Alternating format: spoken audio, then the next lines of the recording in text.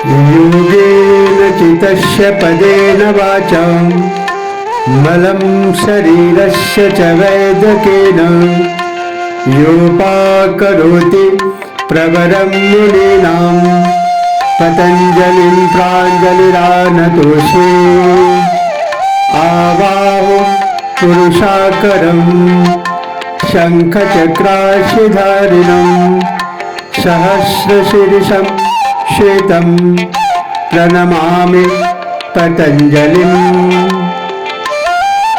आज का विषय है कैवल्य अवस्था। योग दर्शन कैवल्यपाद सूत्र 34। महर्षि पतंजलि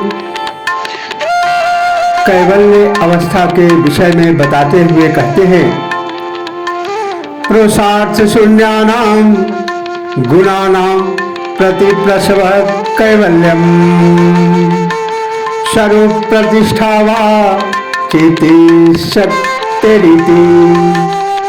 पुरुषार्थ शून्यानां, जिनका पुरुष के लिए कोई कर्तव्य शेष नहीं रहा, ऐसे गुणानां, गुणों का प्रतिप्रसव, अपने कारण में विलीन हो जाना, कैवल्यम, कैवल्य है, मोक्ष है, मुक्ति है, फ्रीडम है।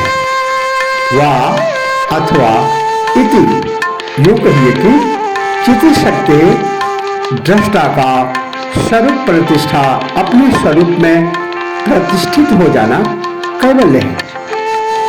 पुरुषार्थ शून्यानां गुणानां प्रतिप्रसव कैवल्यम स्वरूप प्रतिष्ठा वा चिति शक्ति रीति, अर्थात पुरुषार्थ से शून्य गुणों का अपने कारण में विलीन हो जाना कैवल्य है। अथवा यूं कहिए कि चित्त शक्ति का अपने स्वरूप में प्रतिष्ठित हो जाना कैवल्य है। प्रसार और संकोच सृष्टि का नियम है। आरंभ में इस सृष्टि का मूल स्वरूप अव्यक्त था। इस त्रिगुणात्मक रूप में उसकी स्वरूप थी। यह त्रिगुणात्मक था। इन तीन गुणों के साथ चेतन तत्व का संयोग होने से उसमें क्रिया, हलचल आरंभ हुई, जिसके परिणाम स्वरूप इसमें परिवर्तन आना आरंभ हुआ तथा इनकी परस्पर क्रिया प्रतिक्रिया स्वरूप रूपों में बनने का क्रम आरंभ हुआ, जिससे सृष्टि का विस्तार होता चला गया। इसी विस्तार को गुणों का क्रम कहा जाता है, जो प्रतिक्षण होता रहता है। सृष्टि का विस्तार काल के अनुसार क्रमिक, सुनियोजित एवं सुसंबद्ध रूप से हो रहा है। इसलिए इसमें एक साम्य एवं सुव्यवस्था है। वह मूल तत्व जो इस समस्त विस्तार का कारण है, उसे ब्रह्म कहा जाता है। ब्रह्म का अर्थ फैलना है। व्यापते इति ब्रह्म, जो सर्वत्र व्यापक हो, सब जगह फैला हो, सब जगह जिसकी स्थिति हो। विज्ञान की यह मान्यता है, विज्ञान भी यह मानने लगा है कि यह सृष्टि फैलती ही जा रही है।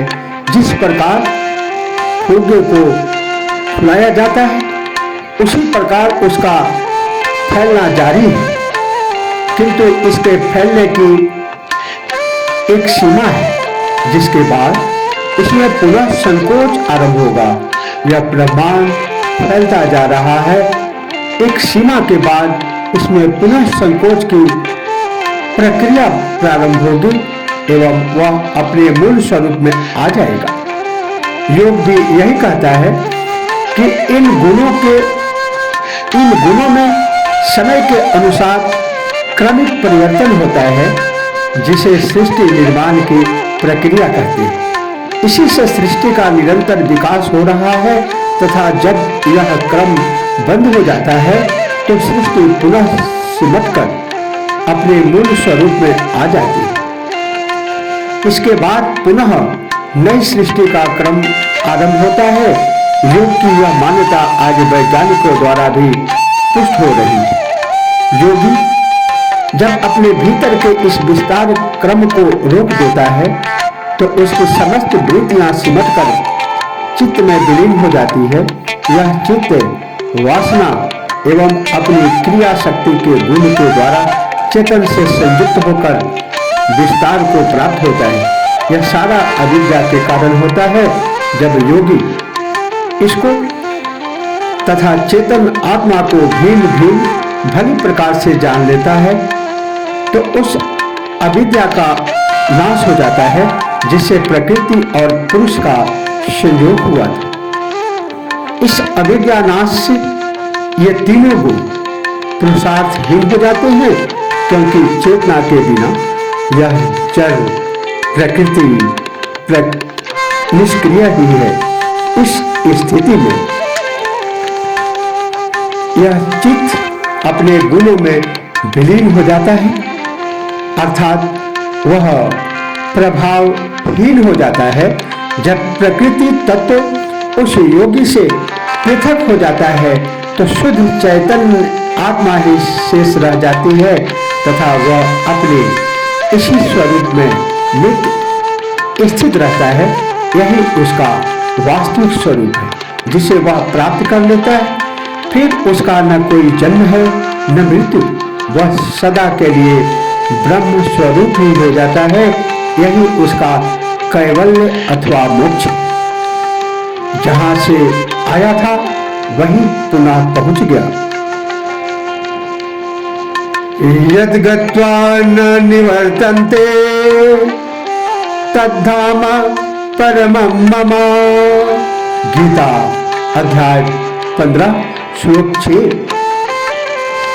भगवान श्री कृष्ण ने भी इस सिद्धांत की, इस कैवल्य अवस्था की पुष्टि की।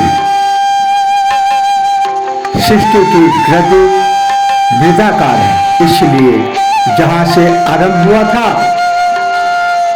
वहां पुनः पहुंच जाने से ही वृत्त पूरा होता है। यद गत्वा न निवर्तन्ते तद्धाम परमं मम। जहां जाकर के फिर पुनः वापस नहीं आना है वही परम धाम है। सृष्टि की यह समस्त गति वृत्त की परिधि पर थी। केंद्र पर पहुंच जाने पर समस्त गतियां समाप्त हो जाती है तथा वह स्थिर अवस्था में आकर दृष्टा मात्र रह जाता है। यही कैवल्य अवस्था है। ईश्वर का धाम जगति का केंद्र भिन्न वर्णन एवं नाम देने से इसका स्वरूप नहीं बदल जाता। यही चित्त वृत्ति निरोध है। परम पद तथा परमानंद की अवस्था है। इति कैवल्य पादः।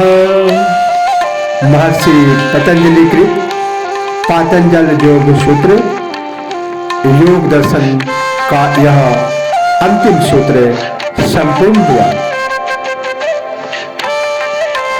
महर्षि पतंजलि के प्रार्थना के साथ इसे योग दर्शन का समापन करते हैं। योगेन चित्तस्य पदेन वाचां मलं शरीरस्य च वैद्यकेन योपाकरोति प्रवरं मुनीनां पतंजलिं प्राञ्जलिरानतोऽस्मि। आबाहो पुरुषाकरं शङ्खचक्राक्षिधारिणं